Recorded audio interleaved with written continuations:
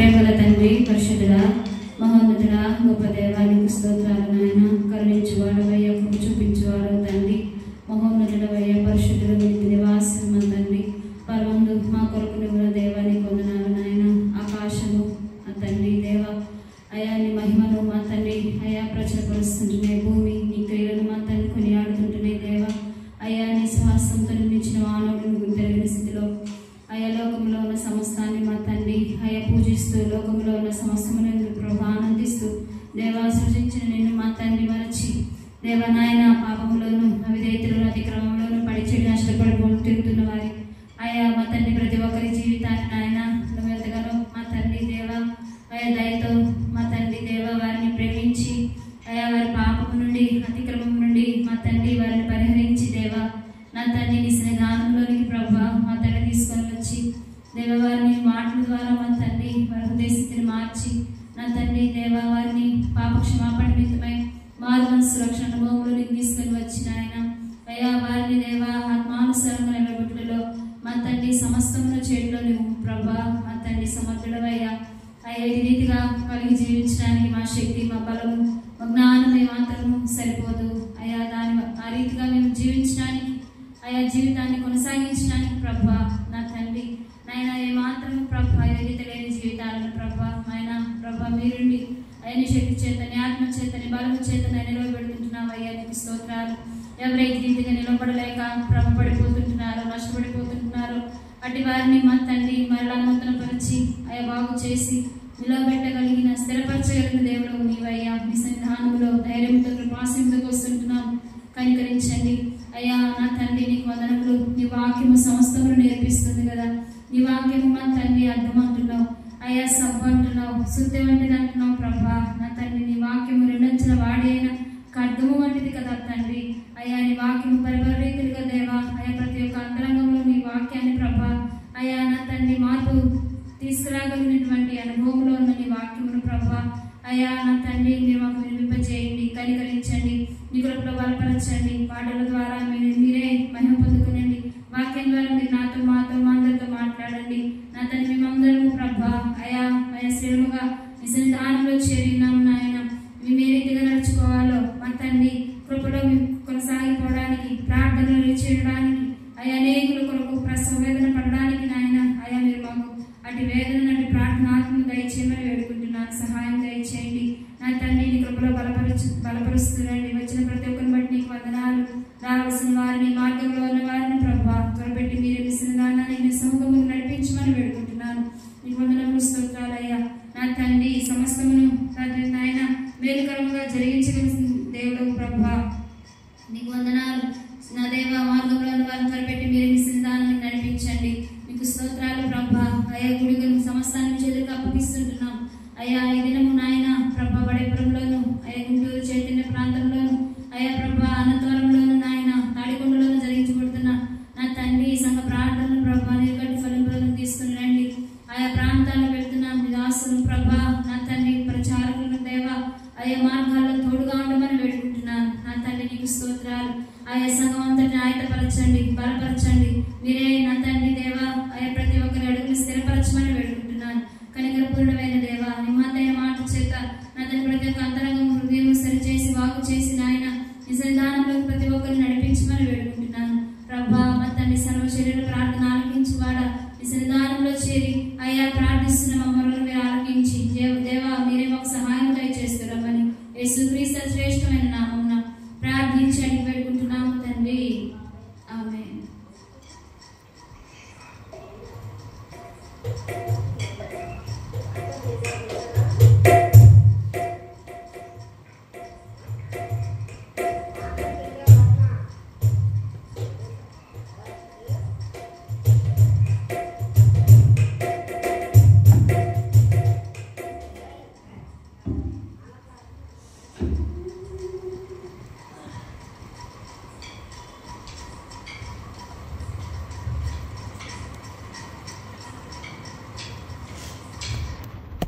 సియోన్ గీతం నుండి పాట సంఖ్య 170 పాడుకుందాం. సియోన్ గీతం నుండి పాట సంఖ్య 170. ప్రణతింతుము మా యెహోవా పరిపూర్ణ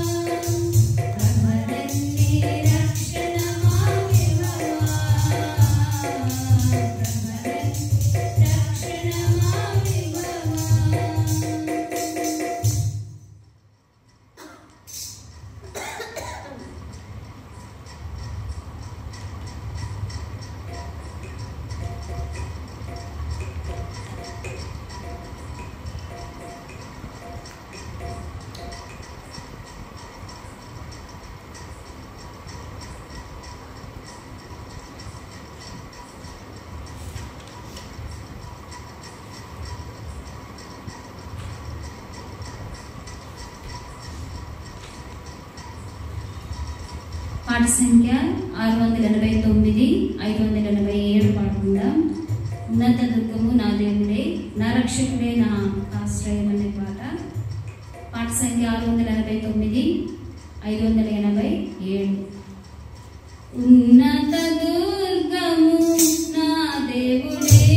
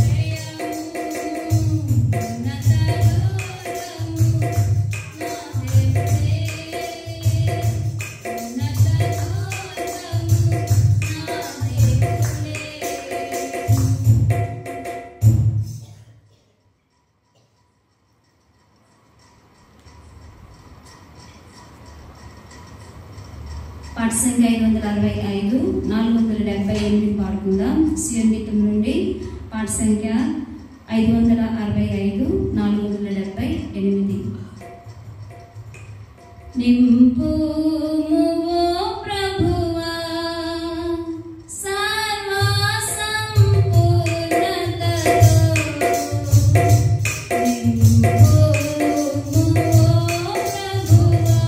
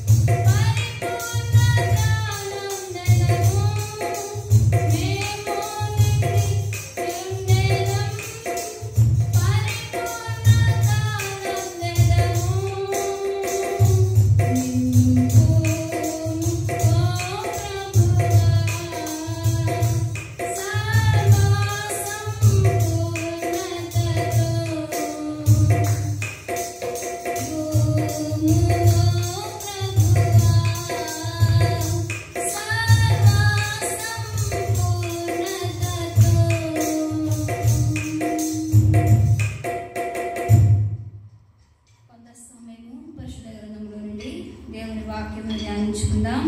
చూద్దాం రండి. కొత్త నిబంధన గ్రంథంలో నుండి రోమీయులకు రాసిన పత్రిక, అపోస్తలుడైన పౌలు రోమా సంఘంతో రాసిన పత్రికను చూద్దాం. 16వ అధ్యాయము మొదటి వచనం చదువుకుందాం. మొదటి 2 వచనాలు. 16వ అధ్యాయము మొదటి 2 వచనాలు. రోమీయులకు రాసిన పత్రిక 16వ అధ్యాయము మొదటి 2 వచనాలు. కేంద్రియాలో ఉన్న సంఘ పరిచారకురాలకు ఫీబే అను మా సహోదరిని పరిశుద్ధులకు తగినట్టుగా ప్రభువునందు చేర్చుకొని ఆమెకు మీ వలన కావలసిన దాన్ని ఏదైనా ఉన్నయడలా సహాయం చేయాలనని ఆమెను గురించి మీకు సిఫారసు చేయుచున్నాను. ఆమె అనేకులను నాకును సహాయరాలై ఉండెను.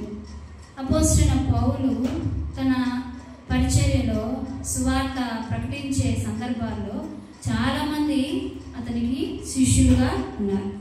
ఎవరంట? చాలామంది శిష్యులుగా ఉంటే ఆ శిష్యులే కాదు, శిష్యురాలను కూడా అపోస్తలుడైన పౌలు సిద్ధపరిచారు. ఆ సిద్ధపరిచిన శిష్యురాళ్ళలో ఒకటి ఎవరంటే ఫీబే. ఎవరు? ఫీబే. ఈ ఫీబే అంటే అర్థం ఏంటో తెలుసా? ప్రకాశము గల. అంటే ఏంటి? ప్రకాశము గల. ప్రకాశించేవేంటివి లోకంలో? వెలుగు, ఇంకా సూర్యుడు, ఇంకా నక్షత్రాలు, ఇంకా సూర్యుని యొక్క కాంతి పడితే అద్దం కూడా ఏమవుతుంది? ప్రకాశిస్తుంది కదా. అంటే లోకంలో ప్రకాశించగలిగిన వస్తువులు ఏమైతే ఉన్నాయో అవన్నీ మనం చెప్పుకుంటూ వచ్చాం. అయితే మానవుడు కూడా, అంటే వ్యక్తి కూడా ఏమవుతుందంట? ప్రకాశంగా వెలగాలంట. అందుకని ఫీబే అంటే అర్థం ఏమిటి? ప్రకాశము గల, ప్రకాశించే, ప్రకాశము గల అనే పేరు పెట్టుకున్న ఫీబే. ఫీబే అంటే అర్థం ప్రకాశము గల. అయితే ఈమె ఎక్కడ ఉంటుందంటే కేంక్రేయలో. కేంక్రేయ అంటే అర్థం ఏంటో తెలుసా? అణువు. అంటే అర్థం ఏంటి? అణువు. అణువు అణువు అంటాం కదా. అణువు పరిశీలనగా చూస్తే కానీ అర్థం కాదు. అంటే ఇంగ్లీష్లో సెల్. ఇంగ్లీష్లో ఏంటి? సెల్. సెల్ అంటే అణువు. మన శరీర భాగంలో కూడా అణువులు ఉంటాయి. మన శరీరంలో కూడా ఏముంటుంది? ప్రతి అణువు అంటే ప్రతి భాగం అని అర్థం. అంటే కేంద్రీయ అంటే అర్థం ఏంటి? అణువు. ఆ అణువు అనే ప్రదేశంలో ఫీబే అనే సంఘ పరిచారకురాలు. ఎవరంట? సంఘ పరిచారకురాలు అనే ఒక మంచి పేరును పొందింది ఫీబే. ఎందుకో చూద్దామా? మన సహోదరిని పరిశుద్ధులకు తగినట్లుగా ప్రభువునందు చేర్చుకొని ఈమె ఏం చేసింది తెలుసా? పరిశుద్ధులకు పరిచర్య చేసిందంట. ఏం చేసింది? పరిచర్య. ఈనాడు పరిచర్య అంటే మనం ఏమనుకుంటాం? పరిచర్య అంటే మన భాషలో అర్థం ఏంటి? వాక్యం చెప్పటం, పాటలు పాడటం, ఆరాధన వర్తమానం చెప్పటం, ఇవంతా ఏంటి? పరిచర్య. కానీ ఇక్కడ ఒక స్త్రీగా ఉంటూ సంఘంలో పరిచారకురాలుగా ఉంటూ అంత మాత్రమే కాకుండా పరిశుద్ధులకు ఏం చేసిందంట? పరిచర్య చేసిందంట. పరిచర్య అంటే ఏంటో తెలుసా? పరిచర్య అంటే దేవుని సన్నిధిలో ఏ పనికైనా ముందుకు రావు. ఏ పనికైనా, అది చిన్నది కావచ్చు, పెద్దది కావచ్చు, తక్కువ పని కావచ్చు, అది తన స్థాయికి మించిందైనా కావచ్చు, తను చేయలేనిదైనా కావచ్చు, ఏదైనా సరే దేవుని పనికి నేనున్నాను, ముందు నేనే చేస్తాను ఆ పని అని ముందుకు వచ్చే అటువంటి పరిచర్యని ఈ ఫీబే తీసుకుంది. ఈ ఫీబే తీసుకొని అక్కడ అంటున్నారు, పరిశుద్ధులకు తగినట్లుగా ప్రభువునందు చేర్చుకొని ఆమెకు మీ వలన కావలసినది ఏదైనా ఉన్నయడలా సహాయం చేయవలనని ఆమెను గురించి మీకు సిఫారసు చేయుచున్నాను. ఆమె అనేకులకు నాకును సహాయురాలై ఉండెను. ఈ యవ్వన కాలంలో ఉన్న ఫీబే పరిశుద్ధులకు పరిచర్య చేస్తుందంట. అనేకులకు సహకారంగా ఉందంట. ఈనాడు ఈ దినం మనం తెలుసుకుంటున్న అంశం ఏంటిదంటే స్వభావం. ఏంటంట? స్వభావం. ఓ స్త్రీ, నీ స్వభావం నీకు దీవెనకరంగా ఉందా లేదా? మన స్వభావాన్ని బట్టే భవిష్యత్తు మనం ఏమవుతామనేది తెలిసిపోతుంది కదా. ఇప్పుడు మనం ఒక పసుపు కొమ్ము నాటాం. పరిశీలనను గమనించండి. పసుపు కొమ్ము పొలంలో తీసుకెళ్ళి ఏం చేస్తాం? నాటుతాం. పసుపు కొమ్ములు వస్తాయా, అల్లం కొమ్ములు వస్తాయా? పసుపు కొమ్ములే వస్తాయి కదా. ఎందుకంటే దాని స్వభావం ఏంటి? పసుపు కొమ్ము కదా. అది అల్లం అవుతుందా? అవ్వదు. ఎందుకంటే మనము ఏది నాటుతున్నామో దాని స్వభావం అదే వస్తుంది. ఒక్కొక్కసారి మనం తినే ఆహార పదార్థాల్లో గింజల్లో కూడా మంచిది నాటుతుంటే మరి దానికి కారు చేదు ఎట్లా వస్తున్నాయి? ఇప్పుడు దోసకాయలు కూరగాయలు ఉన్నాయండి, ఒక మంచి విత్తనం తీసుకొని మనం నాటుతాం, కానీ వాటికి మళ్ళీ చేదు ఎట్లా వస్తున్నాయి ఏమో మనం చెప్పలేం. ఒక్కోసారి చేదు రావచ్చు, మంచిది పడవచ్చు కదా. కానీ వారి స్వభావాన్ని బట్టి అక్కడ ఏమవుతుందంట, వారికి ఉంటున్న పనితీరును బట్టి, దాని నైపుణ్యతను బట్టి దాని స్వభావం ఏంటో మనము గుర్తెరగచ్చు. అట్లానే ఓ స్త్రీ, ఇక్కడ ఫీబే అనే ఒక స్త్రీ, ఆమె స్వభావం ఏమిటంటే ఆమె సహకారముగా సహాయం చేసే స్వభావం. ఆమెకున్న ఆ స్వభావాన్ని బట్టి ఆమె ఏం చేసింది? పరిశుద్ధులకు పరిచర్య చేసిందంట. ఈనాడు నీ స్వభావం ఏంటి? అయస్కాంత స్వభావం ఏంటో తెలుసా? ఏం చేస్తుంది అయస్కాంతం? ఇనుముని, మెటల్ని, దాన్నింటిని ఏం చేస్తుంది? ఆకర్షించుకుంటుంది. మరి నీటి స్వభావం ఏంటి? నీరు అన్నింటినీ పీల్చుకుంటుంది. పొడిగా ఉన్న నేల మీద నీరు పోస్తే మళ్ళీ మనం పైకి తీయగలమా? తీయలేము. అగ్ని స్వభావం ఏంటి? కాలుస్తుంది. మంచు స్వభావం ఏంటి? కరిగిపోతుంది కదా. ఎండ తగలగానే మంచు కరిగిపోతుంది. వస్తువులకి వాటి స్వభావాలు ఉంటే మానవునికి స్వభావం ఉంటుందా? ఉండదా? ఉంటుంది. అది మంచిదైనా చెడ్డదైనా వాటి పని బట్టి, క్రియలను బట్టి, మాటను బట్టి ఏమవుతుంది? వాటి స్వభావం తెలుపబడుతుంది. అట్లానే ఈ ఫీబే, ఈమె యొక్క స్వభావం ఏమిటంటే పరిశుద్ధులకు పరిచర్య చేసే స్వభావం. అందుకని అక్కడ అపోస్తలుడైన పౌలు అంటున్నాడు, ఆమెను గురించి మీకు సిఫారసు చేస్తున్నాను. ఎందుకో తెలుసా? మీ వలన ఆమెకు ఏమైనా కావాల్సి వస్తే అవి ఏం చేయండి? మీరు ఆమెకు సహాయం చేయండి. ఎందుకంటే నేను ఆమె విషయం నేనేం చేస్తున్నా? మీకు అలా చేయమని సిఫారసు చేస్తున్నా. ఎందుకంటే ఆమె పరిశుద్ధులకు పరిచర్య చేసే సహోదరి. ఆమె స్వభావం ఏంటంట? పరిశుద్ధులకు పరిచర్య చేసే సహోదరి. ఈనాడు ఎవరి కాలం ఉంటున్న బిడ్డలు ఎలా ఉంటున్నారు? పరిచర్య చేస్తున్నారా? పరిశుద్ధులకి ఏం చేయాలంట? పరిచర్య చేయాలి. పరిచర్య అంటే మన సహవాసంలోనే చాలా పరిచర్యలు ఉన్నాయి. సువార్త పరిచర్య ఉంది, ఆకలి తీర్చే వంట పనిలో ముందుకు వచ్చే పరిచర్య ఉంది, సండే స్కూల్ పరిచర్య ఉంది, యవనస్తుల పరిచర్య ఉంది. ఇంకా మందిరంలో ప్రతి పని భాగం ఎక్కడెక్కడ ఎలా సిద్ధపరచాలో ప్రతి పనిలో ఎవరు ఉండాలి? యవ్వన కాలం నుంచే అనేకులు ఆశ కలిగి ఉండాలి. ఇటువంటి ఆశతో దృష్టితో ఉన్న ఫీబే అంట పరిశుద్ధులకు. ఆమెకు ఉన్న స్వభావం ఏమిటంటే సహాయం చేసే స్వభావం. కింద మనం చదువుకున్నట్లయితే ఆమె అనేకులకును నాకును సహాయురాలై ఉండెను. సహాయం చేసే మనసును బట్టే ఆమె పరిశుద్ధులకు ఏం చేసిందంట? పరిచర్య చేసింది. ఈనాడు మీకు సహాయం చేసే మనసు ఉందా? సహాయం చేసే మనసు ఎప్పటి నుంచి వస్తుందంటే బై బర్త్ నుంచే మనం పిల్లలకి నడవడి నేర్పించే విధానం నుంచి వారికి ఏమొస్తుంది? సహాయం చేసే మనసు. నీ దగ్గర ఒకవేళ ఆహారం సమృద్ధిగా ఉంది, నీ తోటి సహోదరుడికి లేదా నీ తోటి స్నేహితుడికి లేదు, అప్పుడు నువ్వేం చేయాలి? సహాయం చేయాలి. ఒక ముద్ద లేదా కొంచెం నీ ఆహారంలో కొంత భాగం నీ స్నేహితుడికి ఇవ్వాలి. అది ఎవరు నేర్పాలి? తల్లిదండ్రులు. ఎప్పటి నుంచి? చిన్ననాటి నుండి. అందుకని సహాయం అనే వీటి గుణాన్ని బాల్యదినము నుంచే నేర్పుతూ ఉంటే యవన కాలంలోకి వచ్చిన తర్వాత వారు ఏం చేస్తారంటే పరిశుద్ధులకు పరిచర్య చేసేవారుగా తయారవుతారు. అందుకని ఇక్కడ అపోస్తలుడైన పౌలు అంటున్నాడు, ఫీబే ఈమె నాకు కూడా ఏం చేసింది? సహాయం చేసింది. నాకు కూడా ఆమె నాకు అక్కడ మాట చెప్తాను, చదవని చూడండి. ఆమెకు మీ వలన కావలసినది ఏదైనా ఉండేలా సహాయం చేయవలనని ఆమె గురించి మీకు సిఫార్సు చేయుచున్నాను. ఆమెకు నీ వల్ల ఏదైనా కావాల్సి వస్తే నువ్వు ఆమెకు ఏం చేయాలి? సహాయం చేయి. అంటే అపోస్తలుడైన పౌలుకు ఆమె ఎంత సహాయకురాలుగా ఉన్నదో. అందుకని నేను ఇప్పుడు మీ దగ్గర లేను కదా, ఆమెకి ఏదైనా కావాలని మీ దగ్గరకు వచ్చి అడిగితే ఆమెకు మీరేం చేయండి? సహాయం చేయండి. నేను మీ దగ్గరకు వచ్చినప్పుడు నేనేం చేస్తా? మీరు చేసిన దానికి ప్రతిగా నేను మీకు మళ్ళీ చేస్తానని అపోస్తలుడైన పౌలు ఫీబే విషయమై వారితో లేఖ రాస్తూ మాట్లాడుతున్నాడు. సహాయం చేసే గుణం ఉంటే నీ స్వభావం ఎలా అవుతుంది? పరిశుద్ధులకు పరిచర్య చేసే స్వభావంగా మారిపోతుంది. మరి ఒక స్త్రీని చూద్దాం రండి. అపోస్తల కార్యములు 16వ అధ్యాయము 13 నుంచి చదువుకుందాం. అపోస్తల కార్యములు 16వ అధ్యాయము. ఇక్కడ మరి ఒక స్త్రీ ఉంటుంది. 16వ అధ్యాయము 13 నుంచి, విశ్రాంతి దినమున గవిని దాటి నదీ తీరమున ప్రార్థన జరుగుననుకొని అక్కడికి వచ్చి కూర్చుండి కూడి వచ్చిన స్త్రీలతో మాట్లాడుచుంటిమి. స్త్రీల స్వభావం ఏంటి? స్త్రీల స్వభావం తెలియదండి మీకు స్వభావం? మీరు స్త్రీలు కాదా? స్త్రీల స్వభావం ఏంటో తెలుసా? ఎక్కడైనా ఇద్దరు ముగ్గురు ఉంటే ఏం చేస్తారంట? ముచ్చట మాట్లాడతారంట. అక్కడ కూడా ఒక స్త్రీ, ఆమె పేరేంటంటే లూదియా అంటే తుయితైర పట్టణస్థురాలు.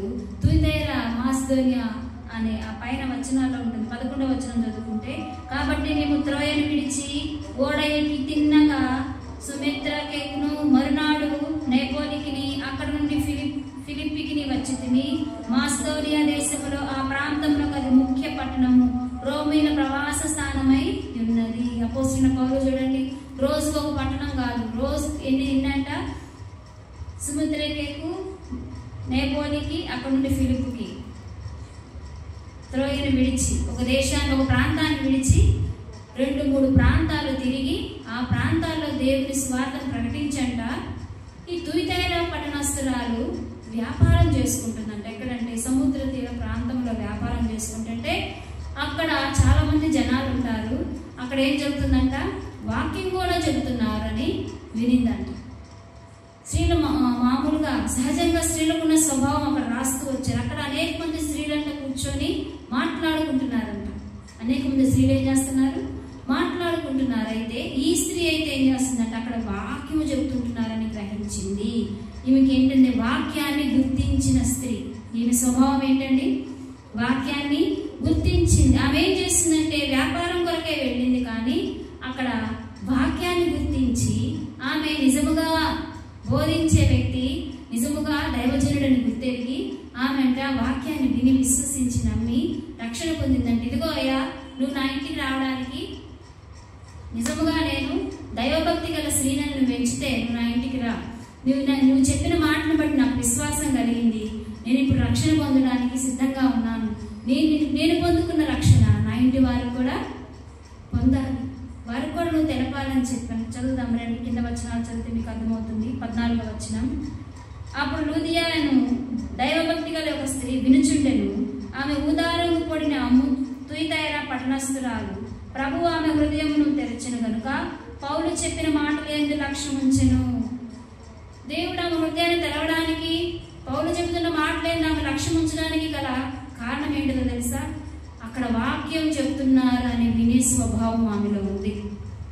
ఈనాడు వాక్యం వినే స్వభావం నీలో ఉంటే దేవుడి హృదయాన్ని ఏం చేస్తాడు? తెరుస్తాడు. దేవుడి హృదయాన్ని తెరిస్తే అపోస్తలుడైన పౌలు అక్కడ వాక్యం చెప్తుంటేనంట అక్కడ ఆ మాటలు ఏంది ఆమె ఉంచింది?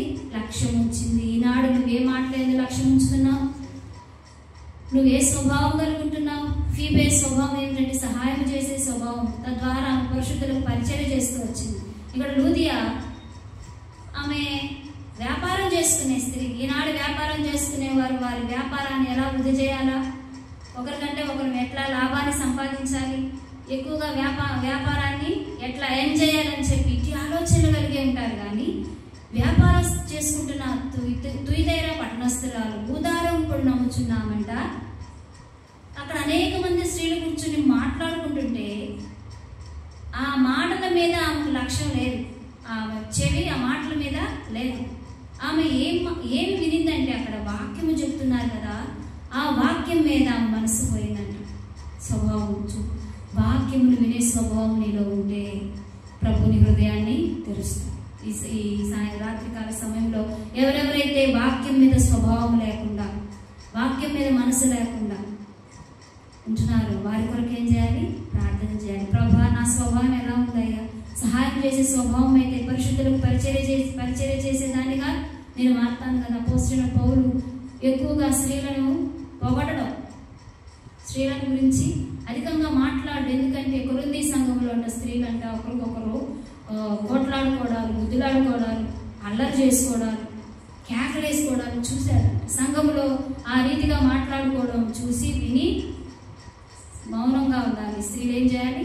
మాట్లాడడానికి, కానీ వాళ్ళకి సెలవు లేదని చెప్పి ఖండితంగా వారితో మాట్లాడుతూ వచ్చాడు. అటువంటి అపోస్తలుడైన పౌలు వివాహం చేసుకోకుండా బ్రహ్మచారిగా ఒంటరిగా ఉన్న పౌలు దేవుని వాక్యమనే దేవుని సువార్తని గురిగా పెట్టుకొని ప్రపంచ నలుమూలల భూదిగంతముల వరకు సువార్తను వ్యాపించేసిన అపోస్తలుడైన పౌలే ఫీబే గురించి ఇంకా అక్కడ అనేక మంది స్త్రీలు ఉంటూ వచ్చారు. వారందరి గురించి ప్రత్యేకంగా మాట్లాడగలిగిన కారణం ఏమిటంటే వారి స్వభావం మంచిది, వారి స్వభావం దైవికమైన స్వభావం.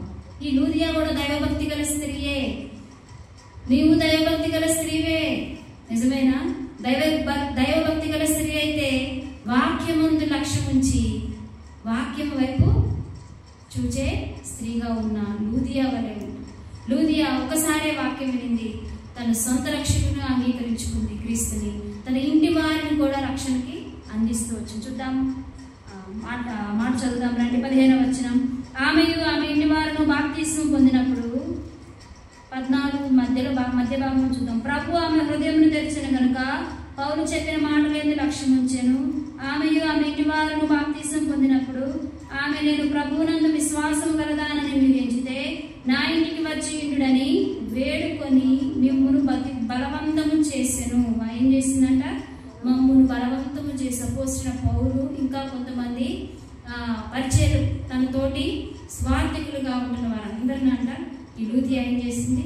వారిని, అయ్యా నేను దైవభక్తి గల స్త్రీనయ్యా, మీరు ఒకసారి చెప్తున్న వాక్యం విని గ్రహించి వాక్యం మీద నేను మనసు పెట్టుకున్నాను, దేవుడు నా హృదయాన్ని తెరిచాడు, నా ఇంటి వారందరూ రక్షింపబడ్డారు, ఇప్పుడు నువ్వు నా ఇంటికి రావడానికి నా ఇల్లు అర్హమైనదయ్యా, నా జీవితం అర్హమైనదయ్యా అని చెప్పి వారినంట బలవంతం చేసిందంట. ఈమె గురించి ఎవరు చెప్తుంటున్నారు? అపోస్తలుడైన పౌలు చెప్తుంటున్నారు. లూదియా చెప్పుకోవట్లే అక్కడ మాటలు. అపోస్తలుడైన పౌలు నేను సముద్ర తీర ప్రాంతంలో స్వార్థ ప్రకటిస్తున్నప్పుడు అనేక మంది స్త్రీలు అక్కడ కూడి ఉన్నారు, కానీ అందరైతే వారు ముచ్చట్లాడుకుంటున్నారు, మాట్లాడుకుంటున్నారు. కానీ అంతమంది స్త్రీలలో ఒక్క స్త్రీ, లూదియా అనే స్త్రీ, ఆమె వాక్యమును ఏం చేసిందంట? వాక్యమును గుర్తెరిగింది.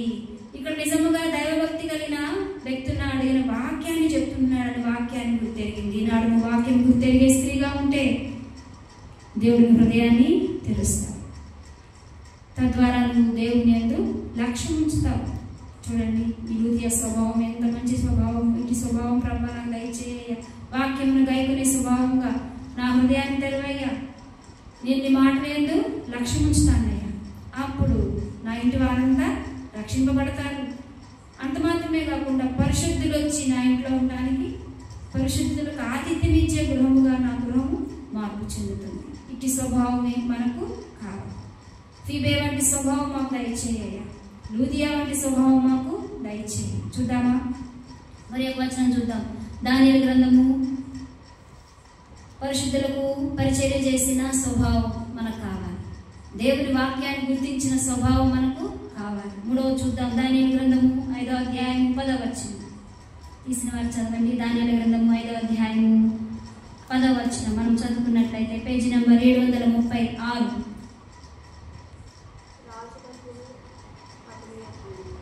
రాజునకును అతని అధిపతులకును జరిగిన సంగతి రాణి తెలుసుకొని విందు గృహమునకు వచ్చి ఇట్లా నేను రాజు చిరకాలము జీవించిన గాక, నీ తలంపులు నిన్ను కలవరపరచనీయకము, నీ మనస్సు నిర్భరముగా ఉండనిమ్ము. నీ రాజ్యములో ఒక మనుషుడున్నాడు, అతడు పరిశుద్ధ దేవతల ఆత్మ గలవాడు. నీ తండ్రి కాలంలో అతడు దైవ జ్ఞానం వంటి జ్ఞానము బుద్ధియు తెలివియు గలవాడై ఉంట నీ తండ్రి కనుగొనెను గనుక నీ తండ్రి అయిన రాజుకు నెబుకద్నెజరు శకునగాండ్రకును గారడి విద్య గలవారికి కల్దీయులకును జ్యోతిష్యులకును పై అధిపతిగా అతని నియమించెను. ఈ దానియేలు, చెప్పండి, ఈ దానియేలు శ్రేష్టమైన బుద్ధి గలవాడై కళలు తెలియజేయుటకును మర్మములు బయలుపరచుటకును కఠినమైన ప్రశ్నలకు ఉత్తరమిచ్చుటకును జ్ఞానమును తెలివియు గలవాడుగా కనబడెను. ఎవరు కనబడ్డాడంట? ఒక స్త్రీకి, ఒక భార్యకి. ఒక భార్య. ఎవరు ఆ భార్య అంటే బెల్షాజర్ యొక్క రాజుగారి భార్యకి దానియేలు అంట ఇంత శ్రేష్టమైన వాడుగా కనిపించాడు. మరి రాజు కనపడలేదా? అంటే ఈ స్త్రీలో ఉన్న స్వభావం ఏమిటంటే దైవజనుని యొక్క స్థానాన్ని గుర్తెరిగింది. ఈ స్త్రీ స్వభావం ఏంటండి? బెల్తెషాజరు భార్య దైవజనుని యొక్క స్వభావం, అంటే అక్కడ దైవజనుడు ఎవరు? దానియేలు యొక్క స్వభావం ఏంటంట, ఆ దేశంలో ఆ బెల్తెషాజరు ఉన్న దేశంలో అంటే చాలా మంది జ్యోతిష్యులు ఉన్నారంట.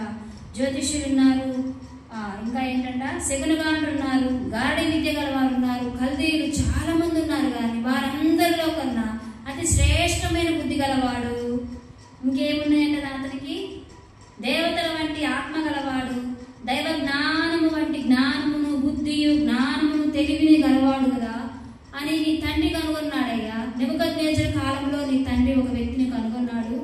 ఆ కాలంలో ఉన్న ఆయన నీ కాలంలో కూడా ఉన్నాడు.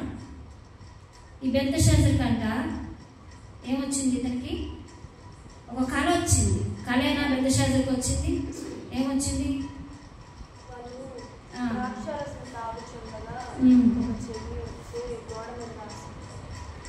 చూద్దాం రండి, ఆ మాట చూద్దాం. 5వ అధ్యాయము 4వ వచనం.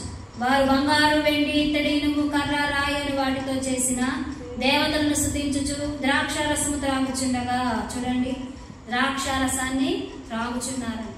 ఇవన్నీ ఎక్కడి అంటే పరిశుద్ధ మందిరంలోయి, దేవుని సన్నిధానంలోయి. చూద్దామా 2వ వచనం. బెల్తెషాజరు ద్రాక్షారసం త్రాగుచుండగా తాను తన అధిపతులను, తన రాణులను, తన ఉపపత్నులను వాటిలో ద్రాక్షారసము పోసి త్రాగునట్లు తన తండ్రి నెబుకద్నెజరు యెరూషలేములో ఆలయంలో నుండి తెచ్చిన వెండి బంగారు పాత్రలను తెమ్మని ఆజ్ఞ ఇచ్చును. ఏం పోయే కాలం వెనక్కి దేవుని మందిరంలో ఉపకరణాలంట తీసుకొని రమ్మని ఆజ్ఞ ఇచ్చాడంట. అందుకనే పోయే కాలం వచ్చింది కాబట్టి చేయకూడని పనులన్నీ చేయడానికి హృదయాలు ఏం చేస్తాయి? ప్రేరేపణ ఇస్తాయి. బెల్తెషాజరు కూడా దేవుడు దర్శించే కాలం కనుక అందుకనే ఆ ఉపకరణాలు తెప్పించి వాటిలో అంట ఏమి ఉపకరణాలు? బంగారము, వెండి, కర్ర, ఇత్తడి, ఇనుము, ఇవన్నీ ఉపకరణాలన్నీ తీసుకొని వచ్చి వాటితో చేసిన దేవతలను స్తుతించుచు ద్రాక్షరసము తాగుతుంటున్నారన్న. చూద్దామా 3వ వచనం.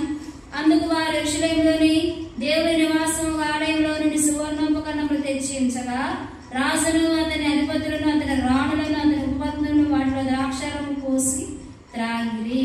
రాజే కాదు, రాణులు, ఉపపత్నులు అందరూ ఏం చేశారు? ద్రాక్షారసం పోసుకొని తాగుతుంటున్నారు. అప్పుడు ఏం జరిగింది? అప్పుడు చూడండి 5వ వచనం. ఆ గడియలోనే మానవ హస్తపు వ్రేళ్లు కనబడి దీపము దగ్గర రాజు యొక్క నగరు గోడ పూత మీద ఏదో ఒక వ్రాత వ్రాయిచున్నట్టుండెను. రాజు ఆ హస్తము వ్రాయట చూడగా అతని ముఖము వికారమాయను. ఇక పట్టుకుంది, జబ్బు పట్టుకుంది, వికారం అయిపోయింది. ఎందుకంటే చేయకూడని పని చేశాడు కదా. ఆ రీతిగా చేస్తూ వస్తుందంటే రాజు ముఖమే అయిపోయింది.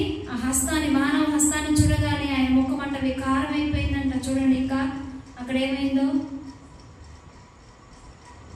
అతడు మనస్సునందు కలవరపడగా అతని నడుము కీళ్లు వదిలి అతని మోకాళ్ళు గడగడ ఉంచు కొట్టుకొనుచుండు. అతని మనస్సు అంటే ఏమైందంట? కలవరపడి వికారం వచ్చేసింది, కలవరం వచ్చేసింది. అతని మనసులో ఏమైంది? నడుము కీళ్లు వదిలి మోకాళ్ళు గడగడగడా వణికిపోతుంది. అంటే భయం తనను పట్టుకుంది.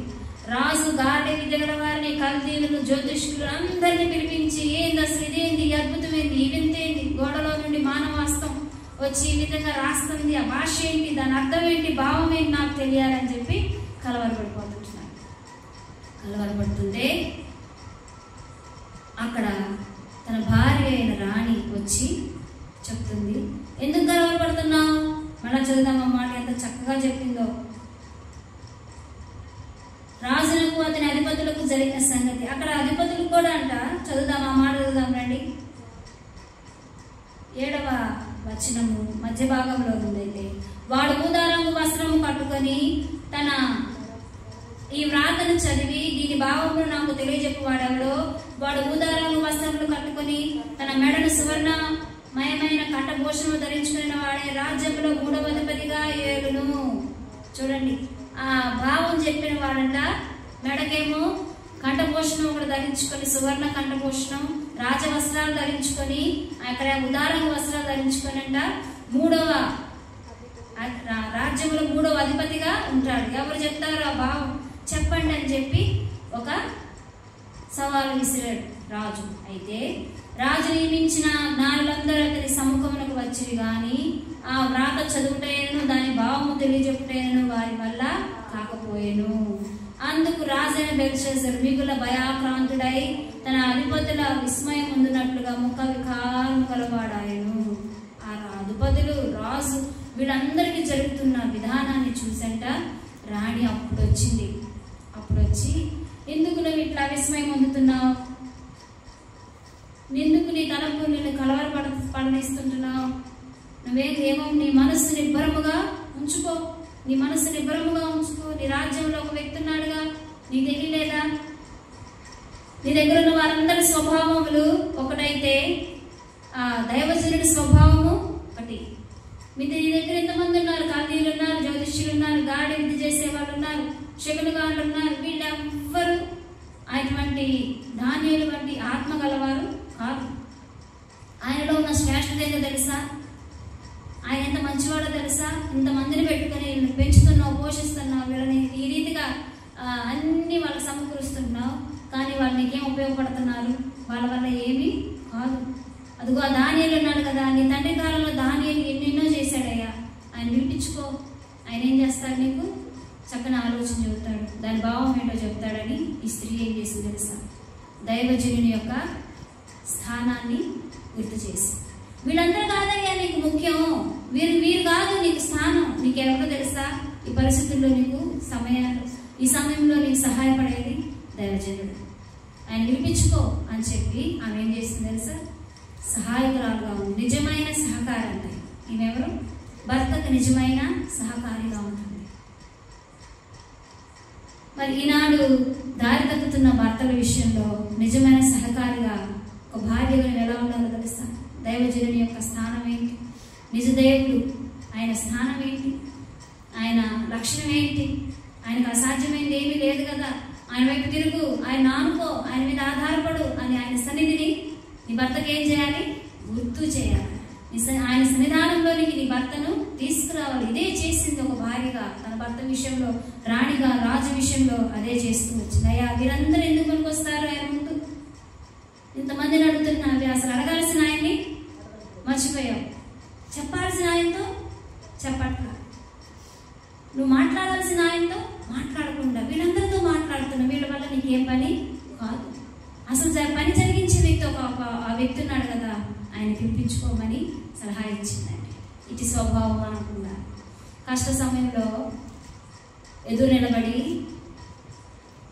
భయంలో భయభీతుల్లో కలవరపడుతున్న తన భర్త యొక్క మనస్సును ధైర్యపరిచి ప్రభువు వైపు, దేవుని సన్నిధానం వైపు, దేవుని బిడల వైపు, దేవుని యొక్క సహవాసం వైపు త్రిప్పింది. ఇటు స్వభావం కలగాలి అంటే దేవుని యొక్క స్థానాన్ని గుర్తెరుగుతాం. ఈ భార్య ఏం చేసింది తెలుసా? ఈ స్త్రీ దేవుని యొక్క స్వభావం ఏంటో కనుగొనింది. ఈమె స్వభావం ఏంటంట? దేవుని యొక్క స్వభావము, దైవజనుని యొక్క స్వభావము, దేవుని యొక్క స్వభావము ఏమిటో కనుగొనిన స్త్రీ. మరి ఒకటి చూద్దామా? గుర్తించగలిగిన స్త్రీ. మత్తయి సువార్త 27వ అధ్యాయము, మత్తయి సువార్త 27వ అధ్యాయము 19వ వచనం. మత్తయి సువార్త 27వ అధ్యాయము 19వ వచనం చదువుదాం. తీసిన వారు చదవండి. 27వ అధ్యాయము 19వ వచనం, పేజీ నెంబర్ 29. అతడు న్యాయపీఠము మీద కూర్చుంటున్నప్పుడు అతని భార్య, నీవు ఆ నీతిమంతుని జోలికి పోవద్దు, ఈ ప్రొద్దు ఆయనను గురించి నేను కలలో మిక్కిలి భయపడి తినని అతని యుద్ధకు వర్తమానము పంపెను. ఎవరు ఈ స్త్రీ అంటే? ఈమె కూడా ఒక రాణి. ఆ రాజు పేరు ఏంటంటే, ఎవరండి ఆ రాజు? మీరు ఎవరైనా చెప్పగలుగుతారా? పిలాతు భార్య అని ఉంది, కానీ పిలాతు భార్య యొక్క పేరు రాయబడదా. పిలాతు భార్య ఈమె చాలా జ్ఞానం కలిగినది, నేరరు గల స్త్రీ, కొనియాడబడిద్దంట. నేరరు గల స్త్రీ అంటే ఏ సమయంలో ఎట్లా నడుచుకోవాలో తెలిసిన స్త్రీ ఏం చేయబడిద్ది? కొనియాడబడిద్ది. ఆమె సామెతల గ్రంథంలో చూద్దాం ఆ మాట. సామెతల గ్రంథం 31వ అధ్యాయంలో, సామెతల గ్రంథం 31వ అధ్యాయము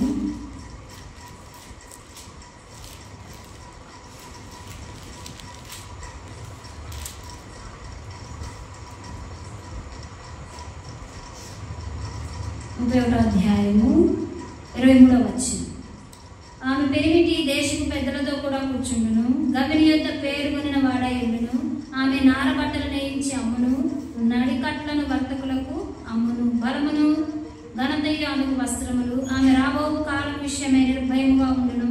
జ్ఞానము కలిగి తన నోరు తెరచును. కృపగల ఉపదేశము ఆమె బోధించును. ఆమె తన ఇంటి వారి నడతలను బాగుగా కనిపెట్టును. పని చేయకుండా ఆమె భోజనం చేయదు. ఆమె అంటున్నాం, ఆమె చేసే పనులు చూస్తుంటున్నాం. ఎవరు ఆమె అంటే జ్ఞానము కలిగిన స్త్రీ. జ్ఞానము కలిగిన స్త్రీ, గుణవంతురాలైన భార్య స్త్రీ అనమాట. ఈమె ఫిలాతు యొక్క భార్య. ఈమె ఏం చేసిందో తెలుసా? ఈ యేసుక్రీస్తు ప్రభువారినంట వారందరూ ఈయన చంపాలి, ఇతన్ని సిలువెక్కించాలి అని చెప్పి, రాజే కదా శిక్ష విధించేది అని చెప్పి ఫిలాతు దగ్గరకు తీసుకెళ్లారు యేసుక్రీస్తు ప్రభువారిని. యాజకులు, శాస్త్రులు, మత పెద్దలు, ఆ యూదుల జనాంగం అంతా కలిసి ఏం చేశారు? పిలాతు రాజు దగ్గర తీసుకెళ్ళి ఒక దోషిగా, ముద్దాయిగా, ఒక శిక్షకు మరణశిక్ష పడితే మరణశిక్షకు అప్పగించాలంటే ఎంత మంచివానికి వేస్తారా శిక్ష, చెడ్డవానికి వేస్తారా? చెడ్డవానికే కదా. అంత చెడ్డవానిగా చేసి పిలాతు దగ్గర నిలబెట్టారు. పిలాతు ఇలా ఏ చెడుతనము ఏమీ కనిపించట్లేదు, మరి ఎందుకు సిలువేయాలంటున్నారు, ఎందుకు మరణించాలని కోరుకుంటున్నారంటే అతని ఎందుకు ఏమీ కనిపించలేదంట. కానీ వారు సిలువ వేయాల్సిందే అంటుంటే ఈ స్త్రీ చూడండి, ఇదిగో ఆయన ఎందుకు, నువ్వు ఒకవేళ చూద్దామా మాట, న్యాయపీఠ మీద కూర్చున్నప్పుడు అతని భార్య, నీవు ఆ నీతిమంతుని జోలికి పోవద్దు. నిలవబడిన వ్యక్తి ఎవరంట? నీతిమంతుడు. ఎవరు కనుగొన్నారు? స్త్రీ. నీతిమంతుడు అయ్యా ఆయన. రాజు, ఓ రాజుగారు, ఇదిగో నా విన్నపం, నా మనవి ఒకసారి మీరు నా వైపు చూడండి. ఆయన నీతిమంతుడు అయ్యా, ఆయన వైపు నువ్వు, ఆయన జోలికి నువ్వు పోవద్దు. ఇదిగో ఈ పొద్దు ఆయన గురించి నేను కలలో మిక్కిలి భయపడితేనని అతని యొద్దకు వర్తమానము పంపెను. చూడు, ఈమెం చేసిందంటే దేవుని పక్షాన నిలబడి. ఆనాడు యూదులు సొంత జనాంగం, అయినా యేసుక్రీస్తు పక్షాన నిలబడల. తల్లి ఎంతో బాధతో, దుఃఖంతో అంత దూరాన ఏమవుతుందో నా కుమారుని కానీ రోధిస్తూ, ఏడుస్తూ బాధపడుతుంది. కానీ శిష్యులు అమ్మో వెళ్తే మనల్ని కూడా పట్టుకుంటారేమోనని ఆ భయంతో, బెంబేలుతో అక్కడికక్కడికి చెల్లాచెదరైపోయారు. కానీ యూదులు, శాస్త్రులు, మత పెద్దలు వీరందరూ ఏం చేస్తున్నారంట? తను మనవాడే కదా, తను ఏం చేశాడు, ఏం చేయలేదులే, పోనీలే అని విడిచిపెట్టరా. ఆయన పక్షాన్ని ఎవ్వరూ లేరంట. కానీ రాజుగారి భార్య, పిలాతు భార్య ఏం చేసింది?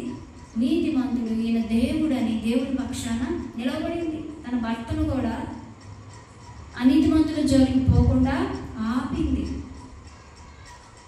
ఇటు స్వభావం అనుకుంటే మనం ఆశీర్వదించబడతాం. నీతిమంతుల జోలికి పోతే దేవుడు ఊరుకుంటాడా? ఊరుకోడు.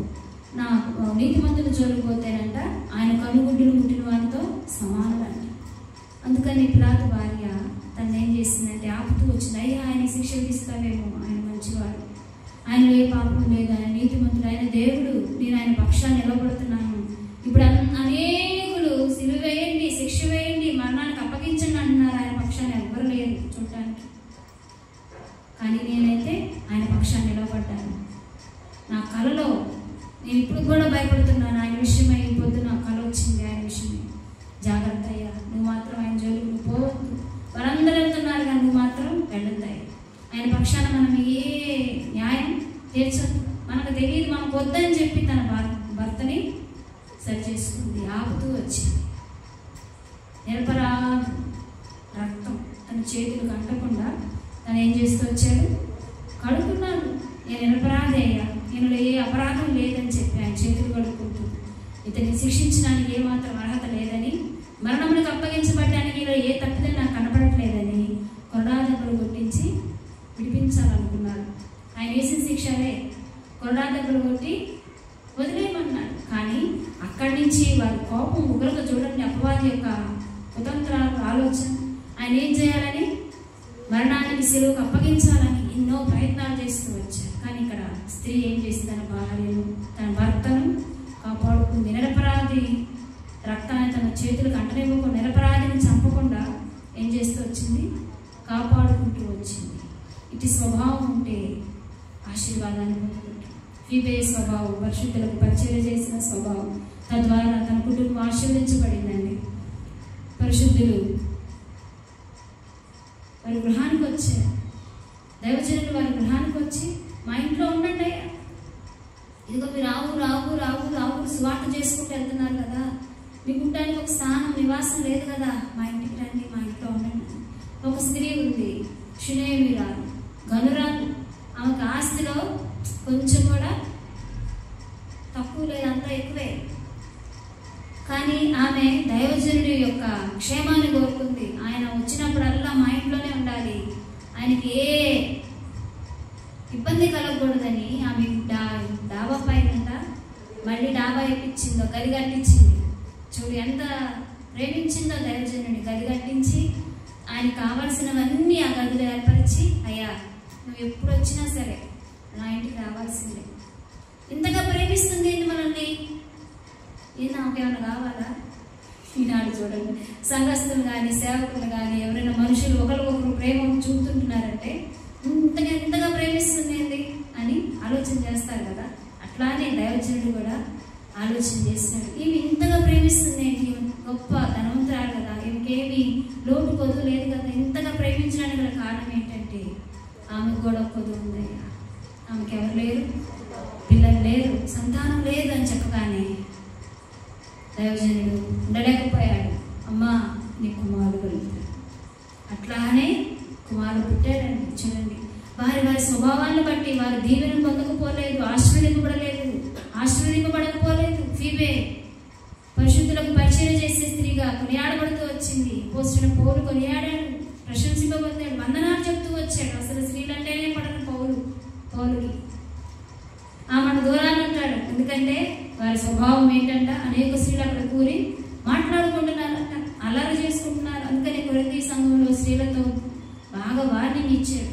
కొరింథీ పత్రిక చదివితే మీకు బాగా అర్థమవుతుంది.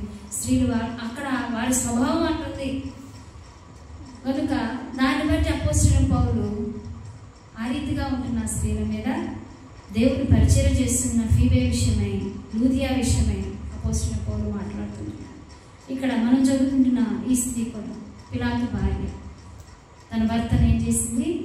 నీతిమంతుని రక్తము అంటకుండా కాపాడుకుంటూ వచ్చింది. మరొక భార్యను చూస్తూ వచ్చాడు, బెల్షస్సర్ భార్య. ఆయన కలవరపడుతుంటే ఆయన చేసిన పని బట్టి, ఆయన తప్పుడు పని చేశాడు, చేయకూడని పని చేశాడు, దుష్కార్యం తలపెట్టాడు. ఆ గోడ మీద చేవ్రాత రాస్తుంటే భయపడిపోయాడు, గడగడాడు వణికిపోయాడంట. కీళ్ళు కూడా ఏమైనాయంట? సడిలిపోయి మునిగిపోయినాయి అంట.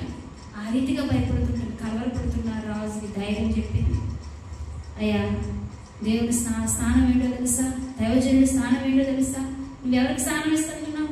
లోకంలో ఉన్న వాళ్ళందరినీ ఇచ్చి, వీళ్ళు చేస్తారు, వీళ్ళు బాగుంటారు, వీళ్ళు నాకు సహాయం చేస్తారు, వీళ్ళ దగ్గర తెలియకుంది, వీళ్ళ దగ్గర జ్ఞానం ఉంది, వీళ్ళ దగ్గర డబ్బు ఉంది, వీళ్ళ దగ్గర నాకు అండగా ఉంటారు, వీళ్ళని కోరుకుంటున్నావే. వీళ్ళు కాదయ్యా, నీ తండ్రి కాలం నుంచి ఒకడు ఉన్నాడు కదా దైవజనుడిగా, ఆయన స్థానం మంచి స్థానం అయ్యా, ఆయన పిలిపించుకో, ఆయన ఏం చేస్తాడు? నీకు సహాయం చేస్తాడు.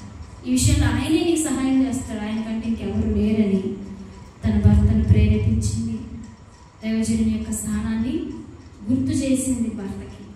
ఇక్కడ భార్య దైవజనుని పక్షాన, క్షమించండి, దేవుని పక్షాన నిలవబెట్టింది తన భర్తని. ఈనాడు భార్యగా నీ భర్తను ఎక్కడ నిలబెడుతున్నావు? ఎక్కడ నిలబెట్టుకుంటున్నావు? లోకంలో, పాపంలో, అవిధేయతలు, అతిక్రమంలో పడిపోయేటట్లుగా దెలీలా అంతే చేసింది సంసోన్ని. ఆత్మబలంతో నింపబడుతున్న సంసోను బలహీనపరచడానికి దెలీలా పూనుకుంది. అవ్వ కూడా పూనుకుంది. దేవుడు ఆజ్ఞాపించిన ఆ పండును తినద్దని చెప్తే ఆమె తినటమే కాకుండా ఆదాము కూడా తినిపించింది. దేవుని ఆజ్ఞను అతిక్రమింపజేసింది అవ్వ. దేవుని బలమును పోగొట్టింపజేసింది దెలీలా. వాళ్ళంతా చెడ్డ స్వభావం గల స్త్రీ. దాన్ని బట్టి వారు ఎంతో శ్రమను పొందుకున్నారు. హవ్వ ప్రయాసపడి గర్భఫలం మిక్కిలి హెచ్చరి వేదన ఎక్కువ చేశాడంట ఆమె మాట వినని స్వభావాన్ని బట్టి. లేకుంటే ఎట్లుండేదో ఆదామవ్వను సృష్టించినట్లుగానే దేవుడు మనందరిని కలుగజేసేవాడేమో. ఎందుకంటే భూమి ప్రజలతో నింపబడాలి కదా. అవ్వ మాట వినుంటే, పండు తినకుండా ఉంటే అదొకలాగా ఉండేది, చెడుతనము ఉండేది కాదు. అవ్వ ఏం చేసింది? మాట వినకుండా పండు తిని తన భర్తకు కూడా తినిపించింది కదా. అవిధేయతకి చోటు ఇచ్చింది కనుక ఈనాడు అనేకులు ఏం చేస్తుంటున్నారు? ఆ స్వభావాన్ని బట్టి ప్రసవ వేదన అంట మిక్కిలి హెచ్చైపోతుంటారు. ప్రతిసారి బిడ్డను కనేటప్పుడు చచ్చి బ్రతికే స్థితి స్త్రీకి ఎందుకు వచ్చిందంటే స్వభావాన్ని బట్టి. చూడండి, అటు రీతిగా భార్య తన భర్తను ఏం చేసింది? ఆయన దేవుని పక్షాన నిలవబెట్టుకుంది. పిలాతు భార్య దేవుని యొక్క స్థానాన్ని గుర్తెరిగేలాగా చేసింది బెల్షస్సరు భార్య. మరి ఇప్పుడు చూద్దాం రండి. న్యాయాధిపతులు, చివరిగా న్యాయాధిపతుల గ్రంథం 5వ అధ్యాయము 24వ వచనం చదువుతాం. న్యాయాధిపతుల గ్రంథము 5వ అధ్యాయము 24వ వచనం. ఇక్కడ ఒక స్త్రీ, ఈ మనందరికీ తెలుసు, చదువుదామా? 5వ అధ్యాయము 24వ వచనం. కైనీయుడైన హెబెరు భార్య యాయేలు స్త్రీలలో దీవెన నొందెను, గుడారంలో నుండి స్త్రీలలో ఆమె దీవెన నొందెను. ఈ యాయేలు భార్య ఎవరంట? యాయేలు యొక్క భర్త పేరేంటో తెలుసా మనకు? యాయేలు సిసేరా అని మనకు తెలుసు. యాయేలు ఏం చేసిందంట? సిసేరాని ఏం చేసింది తెలుసా మీకు? తెలియదా? యాయేలు తెలుసా మీకు? తెలియదా? యాయేలు సిసేరాని ఏం చేసిందండి? వేగు తీసుకొని ఎక్కడ పొడిచింది? కళ్ళలో పొడిచిందా? కణతలో పొడిచిందని. కణత ఎక్కడ ఉన్నది? ఎక్కడ కదా? ఈ కణతలో అంట గుడారం మేకు దగ్గొడితే ఆ మేకు పీకి. చదువుదాం రండి 24వ వచనం.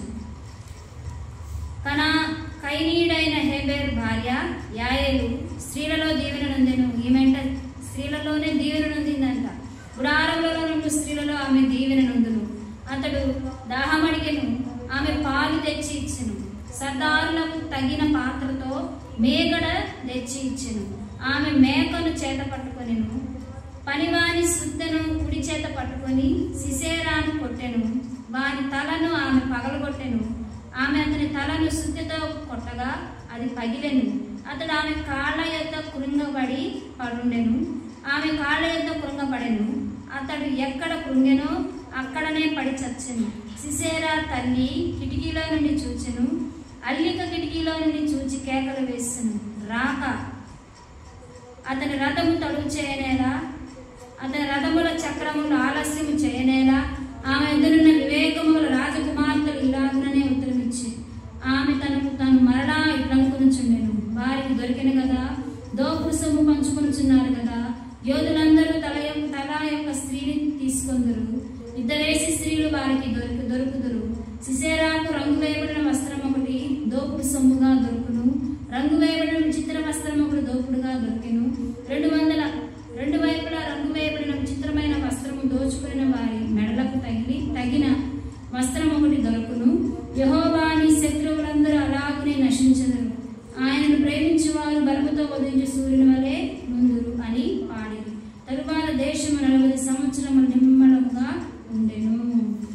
ఆ దేశంలో అంటే నిమ్మలమే లేదంట. అంటే కలవరము,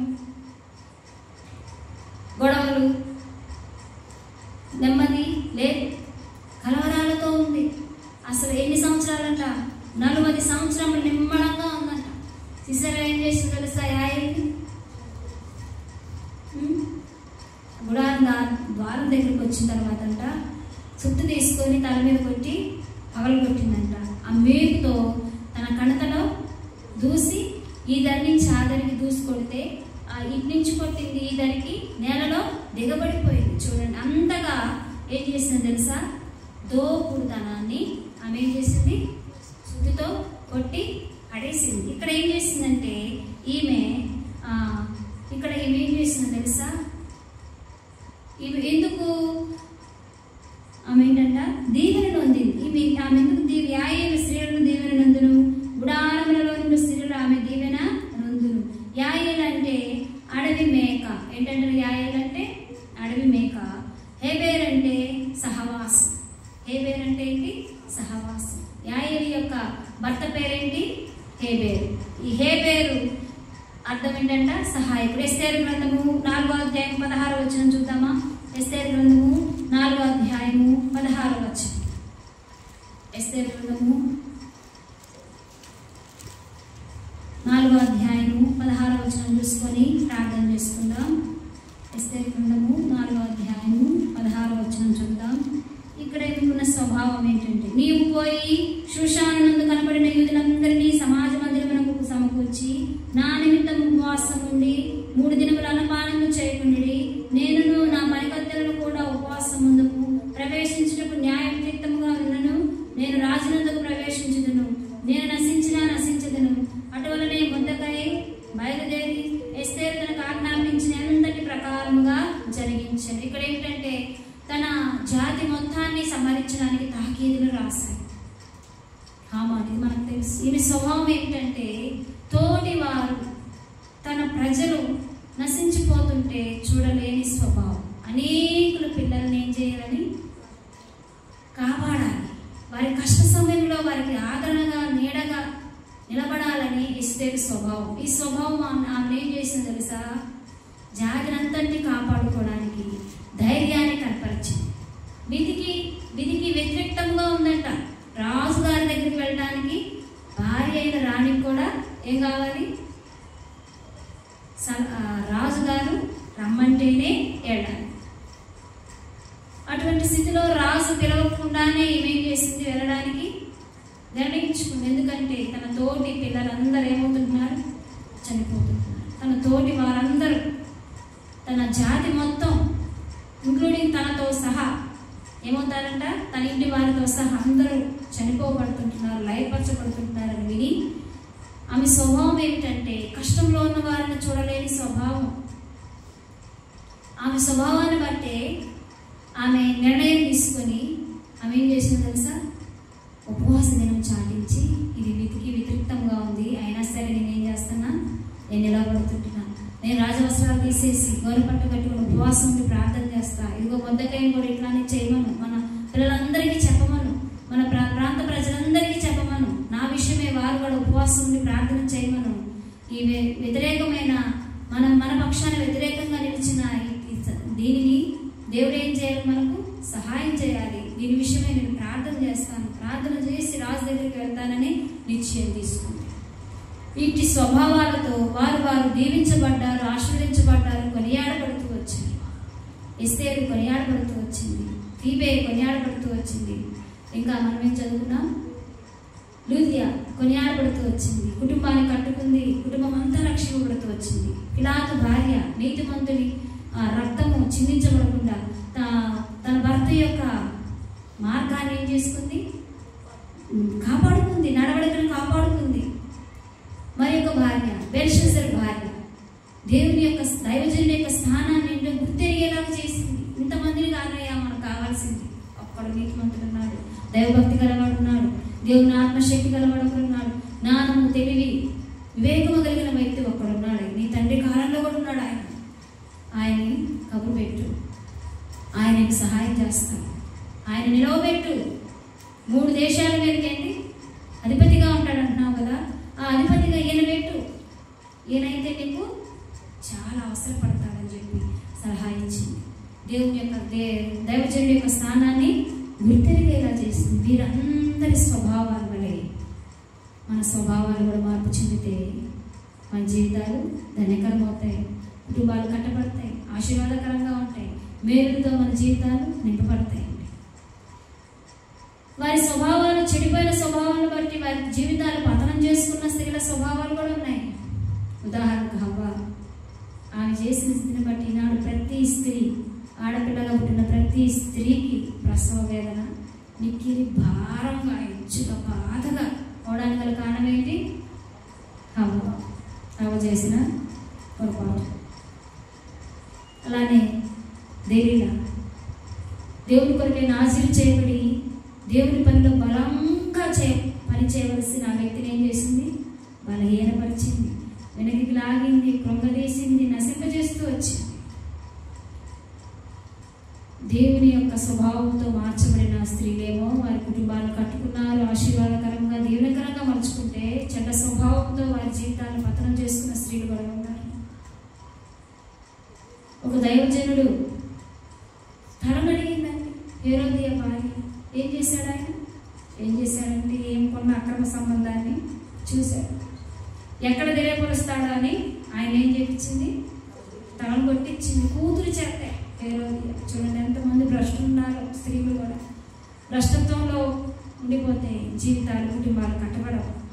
దైవికమైన జ్ఞానంతో కుటుంబాలను కట్టుకుంటేనే భర్తలు కానీ బిడ్డలు కానీ వారి జీవితాలు ఏమవుతాయి? స్వభావాలు మార్పు చెందుతాయి. కుటుంబాలు ఆశీర్వాదకరంగా దీవెనకరంగా మలచబడతాయి. కనుక ఓ స్త్రీ నీ స్వభావం ఆశీర్వాదకరంగా ఉందా, దీవెనకరంగా ఉందా, శాపకరంగా ఉందా? ఎట్లా ఉంది నీ స్వభావం? మన స్వభావాలు ఎలా ఉన్నాయి?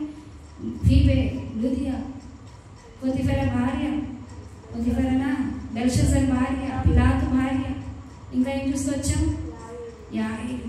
చూడండి యాయేలు అంట తోపు సొమ్ముతో వచ్చిన వారిని, దేవునికి వ్యతిరేకంగా ఉన్నవారిని, అసలు నెమ్మదే లేకుండా ఎన్నో సంవత్సరాలుగా పడి ఉన్న వారిని, ప్రజలందరికీ 40 సంవత్సరాల నెమ్మదినిచ్చింది ఒక్క స్త్రీ దెబోరా.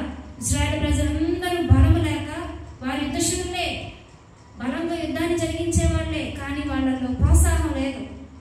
ఒక్క స్త్రీ ఎంతమందిని? 20,000 మంది కంటే ఎక్కువగా ఉన్నారు యోధులు. వాళ్ళందరికీ ప్రోత్సాహకరంగా నిలబడి యుద్ధంలో జయం పొందుకోవడానికంటే వాళ్ళందరికీ బలం పూనిందంట. నూరు పోసింది బలాన్ని దేవుని మాటలతో. ఆమె బలంతో నింపబడింది, అనేకులను బలపరిచి యుద్ధంలో జయమును పొందుకుంటూ ఆశీర్వాదకరంగా నిలిచింది. ఎంతమంది స్త్రీలు ఉన్నారు? అభివృద్ధి ఆశీర్వాదాన్ని తీసుకొచ్చిన స్త్రీలు ఎంతమంది ఉన్నారు? శాపాన్ని, నష్టాన్ని, ఉపద్రవాన్ని తీసుకొచ్చిన స్త్రీ. కాబట్టి ఓ స్త్రీ నీ స్వభావం ఎట్లా ఉంది? ఓ యవ్వన స్త్రీ, ఓ స్త్రీ, వివాహమైన స్త్రీ, వివాహానికి సిద్ధపరచబడిన స్త్రీ, మనం కూడా పరమ తండ్రి అయిన ఆ వరుడైన ప్రభు కంట మనమందరం ఎవరు? సిద్ధపడుతున్న వధువులం, పెళ్లి కుమార్తెలం. మనల్ని కూడా ప్రభు అంటున్నాడు. ఓ స్త్రీ నీ యొద్దకు వచ్చి, ఓ సంగమా, ఓ ప్రియ సంగమా నీ యొద్దకు వచ్చి నీతో నేను మాట్లాడడానికి, సహవాసంగా ఉండడానికి, నీతో నేను వివాహం ఆడటానికి, నీతో నిన్ను ప్రేమించడానికి. ఇప్పుడు వివాహానికి ముందు పెళ్లి చూపుల్లో ఇవే జరుగుతాయి కండి. అమ్మాయిని అబ్బాయిని ఎదురు కూర్చోబెడితే వాళ్ళు ఒకరికొకరు చూసుకొని ఒకరికొకరు నచ్చితే కదా వాళ్ళు ముందుకు వెళ్ళేది. నచ్చకుండానే రంగు నచ్చాలా, ఇంకేం నచ్చాలా, హైట్ నచ్చాలా, కలర్ నచ్చాలా, ముఖం వచ్చేసంటే ముఖము కోల ముఖమా, గుండ్ర ముఖమా, ఏదో ఒకటి ఆయనకి ఏమవ్వాలా? కళ్ళు నచ్చాలో, తల నచ్చాలో, జుట్టు నచ్చాలో, స్వభావం నచ్చాలో, గుణం నచ్చాలో, అన్నీ నచ్చితేనే కదా వాళ్ళు వివాహానికి ముందుకెళ్ళేది కదా.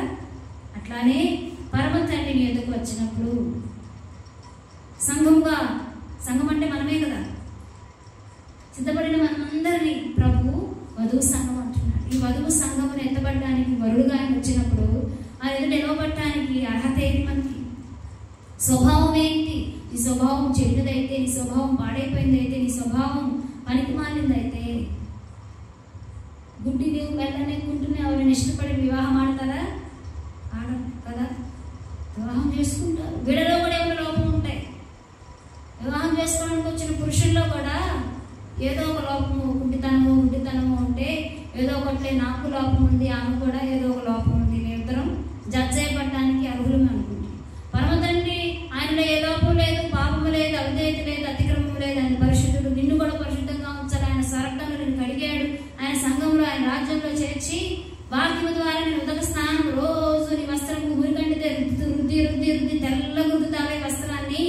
అట్లా ఆత్మ సంబంధంగా మురికి పట్టిన పేరుకుపోయిన నీ జిడ్డుని, నీ మలినాన్నంతటినీ కడుగుతున్నా, నేను ఎంతటికి శుభ్రపడకుండా రానే ఉంటే అనేది నిలబడడానికి యోగ్యులు మొత్తమా? యోగ్యులం కాలేము. అందుకని మన స్వభావాలు ఏం చేయాలి? మార్పు చెందాలి, ట్రాన్స్ఫర్ అవ్వాలి. అప్పుడే ఫీవే వలే, అప్పుడే పిలాతు భార్య వలే, బెల్షస్సర్ భార్య వలే, ఇంకా లూదియా వలే మన స్వభావాలు మారిపోతే ఆశీర్వాదకరంగా, దీవెనకరంగా, దేవునికి మహిమకరంగా ఉంటాం. తద్వారా దేవుని సన్నిధానంలో ఆయన మహిమ పొందుకునే దేవుడు కొన్నాడు. కనుక దేవుడి కొద్ది వాక్యాన్ని దీవించి ఆస్వాదించిన చెప్పబడిన వాక్య ప్రకారం అందరం వచ్చే దేవుని